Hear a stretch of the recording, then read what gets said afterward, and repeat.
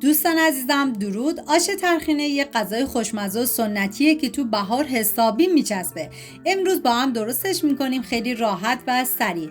قرص طرخینه رو میتونه از عطاری‌ها تهیه کنید و بعد از اون بریزید داخل یه ظرف و مقداری دوغ بهش اضافه کنید که اگه دوغ ترش باشه بهتره.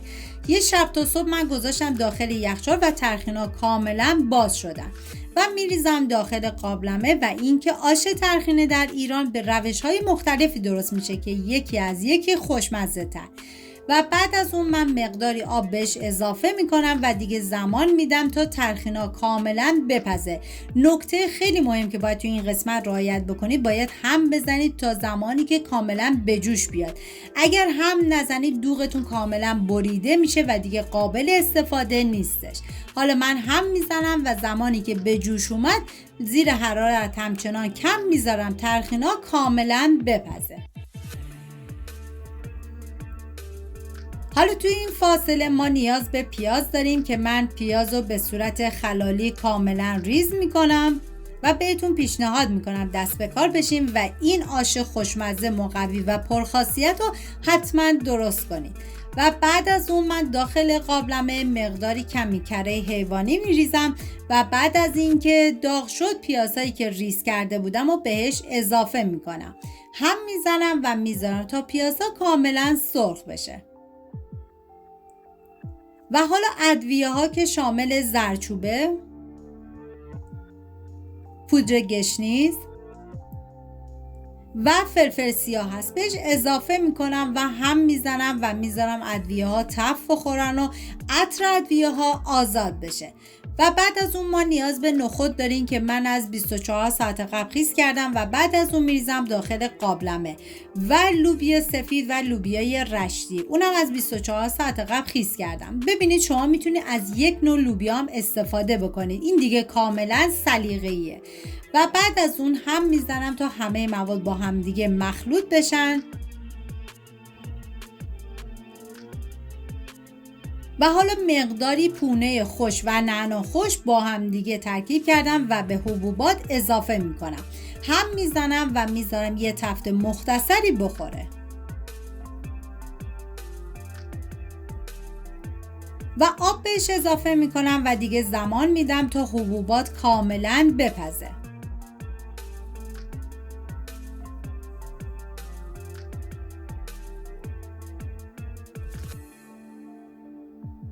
و اینجا یه هم میزنم و دیگه زمان میدم تا حبوبات کاملا پخته بشه.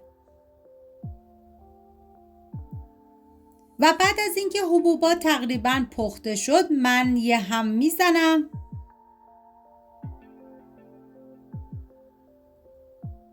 و بعد از اون عدس رو بهش اضافه میکنم که من عدسم از شب قبل خیس کردم و اینکه اگر از عدس ریز استفاده بکنید خیلی بهتره.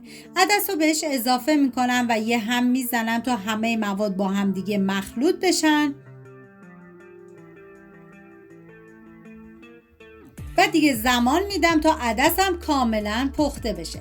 حالا توی این فاصله میریم برای پیاز مرحله دوم که من پیاز رو به صورت خلالی ریز میکنم و اینکه برای این مرحله از پیاز فراوان استفاده بکنید چون طعمه‌هاش رو بی نهایت خوشمزه تر میکنه. و ما نیاز به سبزی آش داریم که من نوع سبزی و مقدار رو داخل دیسکریپشن نوشتم. کاملا ریز میکنم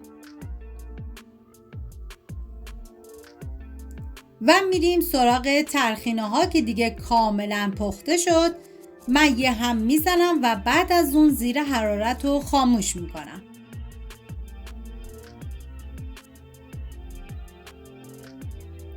و میریم سراغ حبوبات که دیگه کاملا پخته شده و حالا نوبت اضافه کردن طرخینه ها هستش. طرخینه رو بهش اضافه میکنم و یه هم میزنم.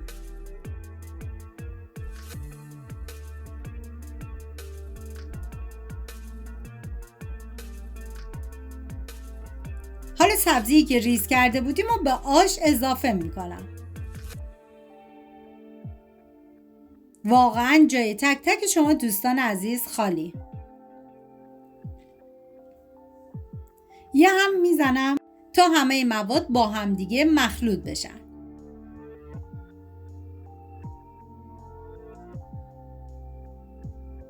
بعد دیگه زمان میدم تا سبزیم کاملا بپزه.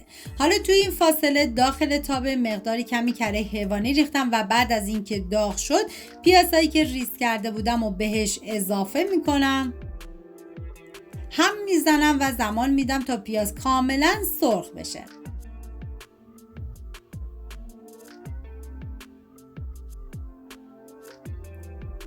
و حالا ادویه ها که شامل زردچوبه،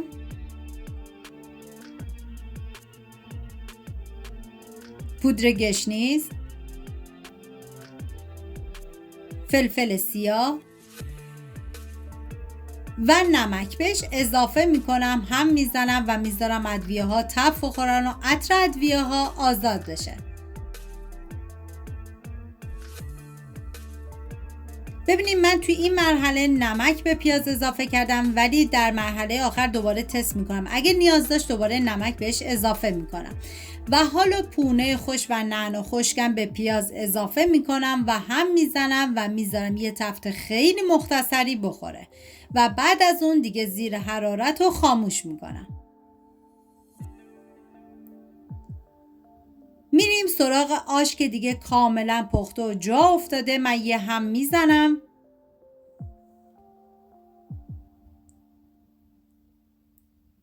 و حالا پیاز داغ که درست کرده بودیم و با آش اضافه میکنم.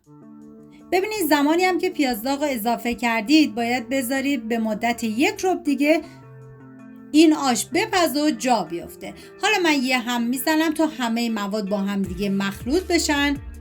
و این که برای این غذا شما میتونه از سیر تازه تو همون مرحله که پیاز رو تفت دادید سیرم بهش اضافه کنید و تفت بدید. من دیدم نمکش کمه، نمک بهش اضافه کردم و من به جای سیر تازه از سیر داغ استفاده کردم. هم میزنم همه مواد مخلوط بشن با هم دیگه و بعد از اون میذارم 1 ربع دیگه بمونه و بعد از اون این آش خوشمزه‌مون آماده است. اگه شما هم عاشق عطر و طعم بی‌نظیر آش ترخینه هستید حتما تو کامنت ها تجربتون رو با این به اشتراک بذارید. یادتون نره ویدیو رو لایک کنید، برای دیدن دستورهای بیشتر کانال رو سابسکرایب کنید.